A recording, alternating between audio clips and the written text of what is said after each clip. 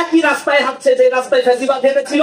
আমরা দেখতে পাচ্ছি বিএনপি তার অঙ্গ সংগঠনগুলো এবং ছাত্র দল একই রাস্তায় হাঁটছে।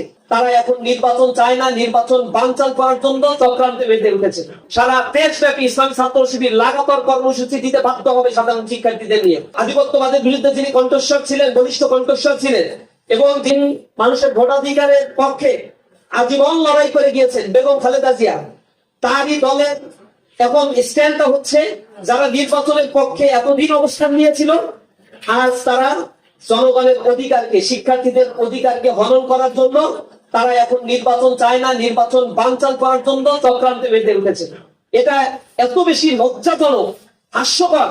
এবং কি কারণে এই ছাত্র সংগঠনকে প্রতিটা ক্যাম্পাসে শিক্ষার্থীরা বয়কট করছে, এর নজির হচ্ছে এগুলো। তাদের সুস্থ রাজনৈতিক ধারার বাইরে গিয়ে পেশি শক্তি ব্যবহার করে, মত ক্রিয়েট করে তারা সেখানে অবরোধ কর্মসূচি ঘোষণা দিয়েছে, তারা নির্বাচন কমিশনকে ঘেরাও করেছে।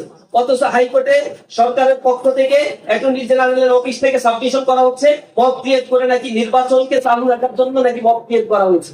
লজ্জাজনক একটা বিষয়। প্রত্যেকটা জায়গায় বিএনপি পন্থী এই আইনজীবীদেরকে বসিয়ে, বিএনপি পন্থী অ্যাডমিনিস্ট্রেশন, বিএনপি পন্থী ভিসি প্রভিসি বসিয়ে এই নির্বাচনকে বানচাল করার জন্য হীন কোনো চক্রান্ত নাই যা তারাই লিপ্ত হয়নি।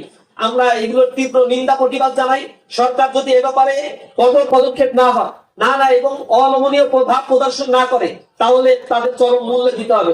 আপনারা মনে রাখবেন, জুলাই বিপ্লবে এই হাইকোর্টকে ব্যবহার করে কিন্তু কোটার পক্ষে রায় দেওয়া হয়েছিল যে কোটা বহাল থাকবে। জনগণ তখন রাস্তায় নেমেছিল এবং প্রশাসনের পক্ষ থেকে, তখন আওয়ামী ফ্যাসিবাদের পক্ষ থেকে ওই রায়কে রাতারাতি বদল করার জন্য কোর্ট ডাকা হয়েছিল। রাতের বেলায় অফ ডেতেও কোর্ট ডাকা হয়েছিল। তার মানে সবকিছুই রাষ্ট্রের ইন্ধনে এগুলো পরিচালিত হয়। আজকে এই শিক্ষার্থীদের অধিকার হননের জন্য আবারও একটা চক্রান্ত তারা মেতে উঠেছে এবং সেই চক্রান্তে কোর্টকে তারা ব্যবহার করেছে। একই রাস্তায় হাঁটছে যে রাস্তায় ফ্যাসিবাদ হেঁটেছিল। আমরা দেখতে পাচ্ছি বিএনপি তার অঙ্গ সংগঠনগুলো এবং ছাত্র দল একই রাস্তায় হাঁটছে। আমরা এর তীব্র নিন্দা প্রতিবাদ জানাই। 2টার সময় এই হিয়ারিং এর শুনানির ফলাফল ঘোষণা হবে।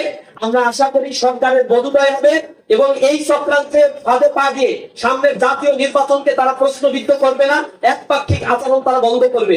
যদি না করে সারা দেশব্যাপী ইসলামী ছাত্র শিবির লাগাতার কর্মসূচি দিতে বাধ্য হবে সাধারণ শিক্ষার্থীদের নিয়ে।